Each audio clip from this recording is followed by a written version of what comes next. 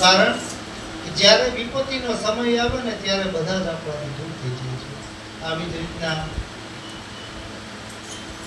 રાજર્ષિ સત્યવ્રતે મારા બાળકોનું ભરણપોષણ કર્યું છે. મારા કારણે વશિષ્ઠજીએ રાજા સત્યવ્રતને શાપ આપ્યો હતો. કોપાયમાન થયેલા તે મહાત્માએ રાજા સત્યવ્રતને શાપ આપી દીધો હતો. માટે હે કૌશિક, એ રાજકુમારને દુઃખી થવાથી હું પણ દુઃખી છું. વિશ્વામિત્રજી બોલ્યા, હે દેવી, ભયંકર દુષ્કાળના સમયમાં જેની રક્ષા કરી છે એના ઉપર મોટો ઉપકાર કર્યો છે કે રાજાને હું શાપમાંથી અવશ્ય છોડાવીશ.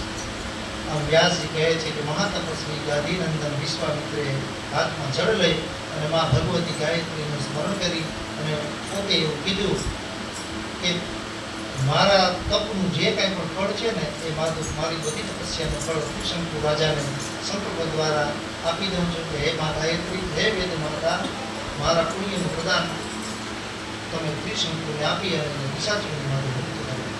આવી રીતના ત્રિશંકુ મુક્ત થયા અને તેમની આકૃતિ ક્રૂર અને ચાંડાળ હતી ને તે આકાશ માર્ગે ઉડી અને ઇન્દ્રલોકની નજીક પહોંચી જાય છે.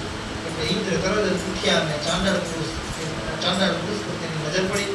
ઇન્દ્રે ત્રિશંકુને ઓળખી તેની તિરસ્કાર કરતા કહ્યું, અરે ઓ ચાંડાળ, લીધા પાત્ર છે, આ દેવલોકમાં કેમ આવ્યો છે? હમણાં પૃથ્વી પર પાછો ભરી જાય.